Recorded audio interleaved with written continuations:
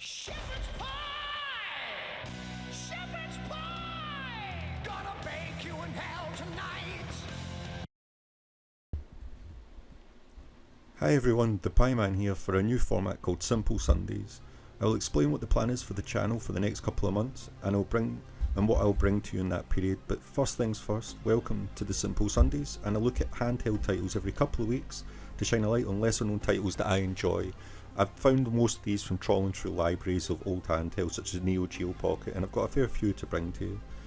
The first game I'm going to talk about is Invader, released on the 27th of August 2002 for the Game Boy Advance by Lost Boy Games.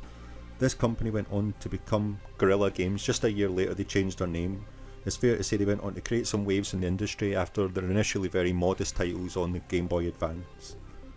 Now this game is a personal favourite of mine.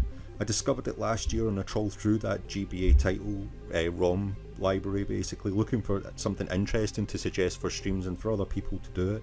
But I realised I enjoyed it so much, its depth and variety, and I actually found some brilliant ports of older titles, something a little bit more expected, and platformers aplenty.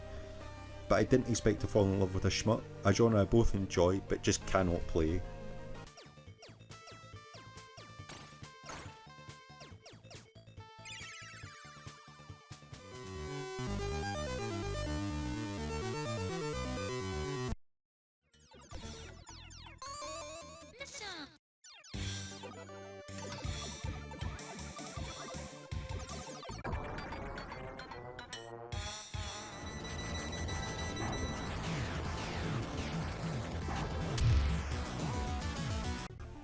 Thankfully, this game allows you a beginner's banquet of options to tweak the game, from lives, continues and 3 difficulty modes, and even a boss attack mode to help you learn the boss patterns, and a survival mode in which I die in roughly 15 seconds.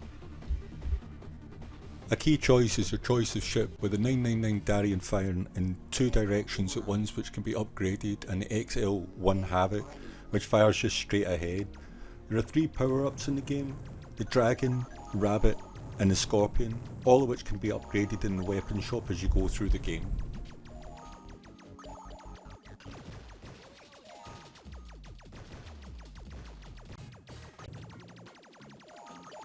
Provides a light story but not something you need to pay attention to, which is unlike the music, which is absolutely superb and a huge draw to this game. It's got a lovely mix of drum and bass, industrial dance, ambient techno, it's got a little bit of everything. It reminds me a little bit in sections of stuff like Jet Set Radio, and it's just a fantastic one, especially as a drum and bass fan myself.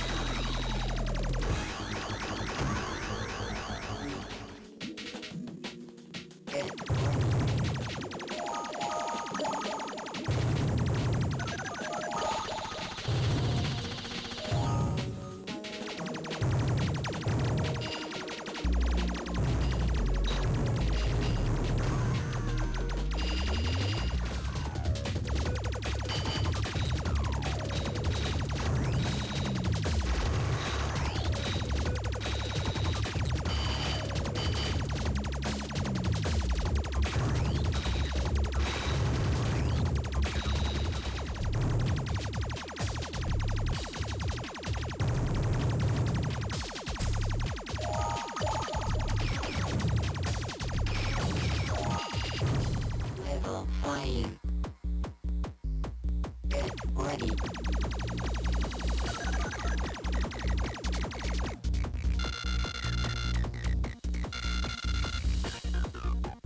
It's worth getting to every single stage you can just to hear some of the themes that are involved. Well, I won't show absolutely every stage in it, I think it's worth playing the game for yourself. The themes are excellent throughout, and if you really just want to hear them, you can either get a fantastic high quality version, which I will link to in the description, on YouTube, or obviously just play the game for yourself, which I would highly advise. I love the graphical details to the enemies and the balance and act of killing, catching coins to spend on items in the shop, a key part of getting through the game. and avoiding the sheer bullet hell on the screen with you having to bomb ground targets and fire. Getting improved weapons early makes a huge difference to the game, especially the dragon, which on level 2, weapon strength, will deafen you so much, so make sure to turn down the sound effects, unlike me. I will soften them for this, but believe me, it rang my ears rather heavily. But it also destroys absolutely everything on screen which is necessary given the sheer amount of death that awaits you. I am terrible at the genre, so I find this incredibly difficult, even on easy, but the balance in being able to choose, having unlimited lives or a combination of generous lives and continues makes it a game you want to learn on a quick playthrough, which is why for me it's a perfect Game Boy Advance title, which is different from saying it's flawless, but my strongest complaint is the extreme difficulty. The first time I played this, but going to options and sorting this out, and the music on the GBA being normally one of the weakest areas of the games there, makes this worthy of the mention, and it's also worth a mention of the best dance style albums of any game, I would say.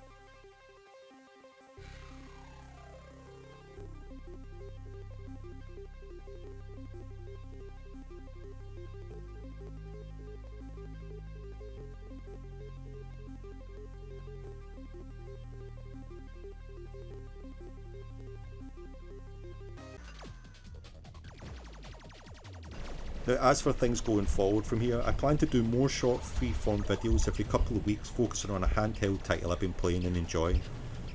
But I also have much more upcoming content in the pipeline, so my structure will look like this for the next couple of months.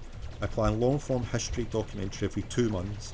The next topic I'm going to cover is actually the Plutonium Files book by Eileen Wellcome, and it's a discussion of nuclear experimentation on American citizens without their knowledge, something I had a little bit of idea before reading it. But after going through this, with all the Fallout and stuff that's been on recently, and admittedly having played quite a lot of Fallout just to capture for the video itself, I want to split that into 3 parts and discuss basically what happens, looking for parallels in the game with the studies that happen. I've got a few other titles Fallouts just for the first section of the part. I'm going to look into Vault-Tec and basically how close Vault-Tec's story came to the real life experimentation on people. It's quite an extreme topic, but it won't be extreme graphic detail and things like that. It's more just a telling of what happened.